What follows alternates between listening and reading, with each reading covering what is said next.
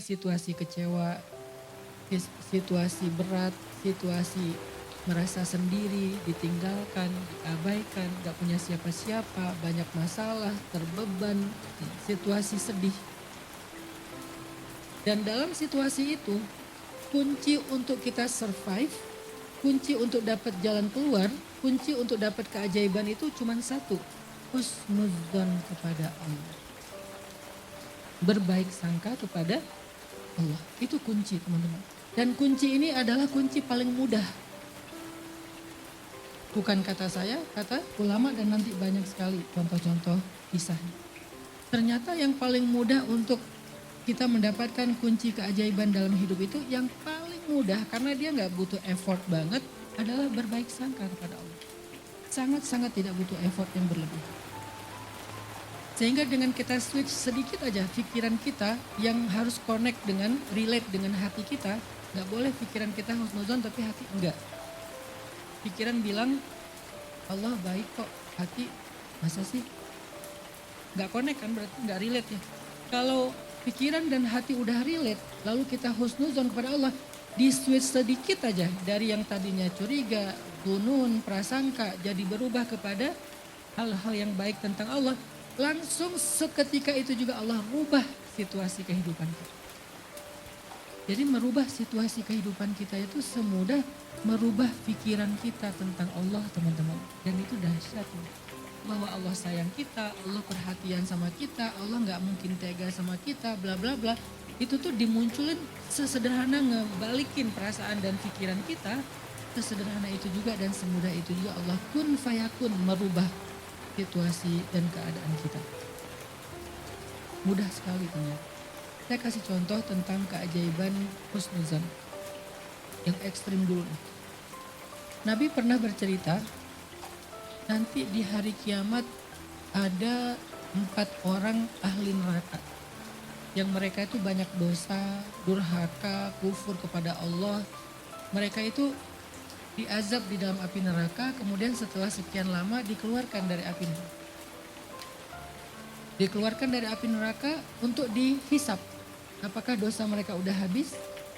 Ketika 4 orang ini dikeluarkan dari api neraka, kata Nabi, dihisap, ternyata dosa mereka belum habis. Maka kemudian Allah mengatakan, kembalikan mereka ke dalam neraka. Kembalikan mereka ke dalam neraka. Tiba-tiba ketika malaikat menarik mereka ke neraka, salah satu di antara mereka itu noleh ke belakang, melihat ke Allah. Walaupun bagaimana melihat ke Allah, Allah lebih tahu. Dia noleh ke belakang dan mengatakan, Ya Rabbi, aku tidak pernah menyangka Engkau akan mengembalikan aku ke dalam api neraka. Karena ketika aku dikeluarkan dari api neraka, aku menyangka Engkau telah mengampuni aku. Engkau akan menyelamatkan aku dari api neraka. Engkau akan masukkan aku ke surga setelah ini. Aku gak pernah menyangka Engkau akan mengembalikan aku ke dalam api neraka. Cuman itu kalimatnya, menyangka. Maka kemudian Allah katakan kepada para malaikat, wahai para malaikat, benarlah hambaku, masukkanlah dia bersama 3 orang temannya ke dalam surga. Hanya dengan dia berbaik sangka kepada Allah yang harusnya dia adalah ahli neraka, tiba-tiba Allah ganti menjadi ahli surga. Sesederhana itu merubah situasi seseorang. Dari ahli neraka langsung berubah menjadi ahli surga. Hidup kita seberat apapun bukan neraka. Gak seberat siksaan api neraka. Hidup kita itu hanya ujian-ujian, musibah-musibah yang kalau ditimbang dengan api neraka itu tuh gak ada apa-apanya. Bahkan bisa dibilang itu masih nikmat.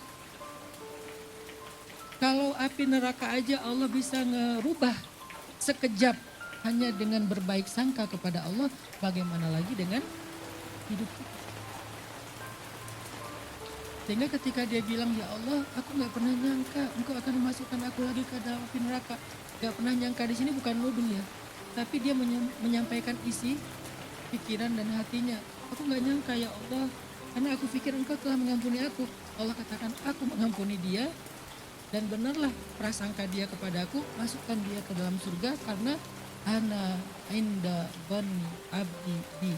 Aku tergantung prasangka hamba kepada aku. Mudah kan bergaul sama Allah? Gak ada cerita kegeeran itu gak ada. Kayaknya aku kegeeran deh. Merasa Allah perhatian ternyata enggak. Merasa Allah kayaknya sayang banget sama aku ternyata enggak. Gak ada cerita ke Allah tuh kegeeran kitanya tuh gak ada. Karena semakin baik prasangka kita kepada Allah, maka seperti itulah Allah kepada kita bahkan lebih. Kegeeran itu hanya muncul dalam bergaul dengan manusia. Dan seringnya memang kayak gitu. Memang kitanya aja yang GR. Aku kira dia baik sama aku kira dia bakal maafin aku kira ini kan zon, prasangka kan. Dan kita selalu aku kira yang baik-baik tentang orang lain. Dan seringnya, walaupun gak selalu, seringnya kecewa. Karena dia ternyata gak kayak gitu. Aku kira dia pengen nolongin aku, ternyata manfaatin. Aku kira dia jujur, ternyata dia dusta. Aku kira dia amanah, ternyata dia khianat. Aku kira dia tulus, ternyata ada udang di balik batu. Aku kira, selalu aku kira yang zon, yang husnuzon, tapi seringnya kecewa. Walaupun kita tetap disuruh berhusnuzon kepada manusia. Tapi beda halnya ketika aku kira Allah itu titik, itu beda. Gak akan ada istilah kegeeran. Lo aja yang kegeeran. Memang Allah kayak gitu? Gak ada. Aku tergantung prasangka hambaku kepadaku. Sesederhana itu bergaul sama Allah. Mudah.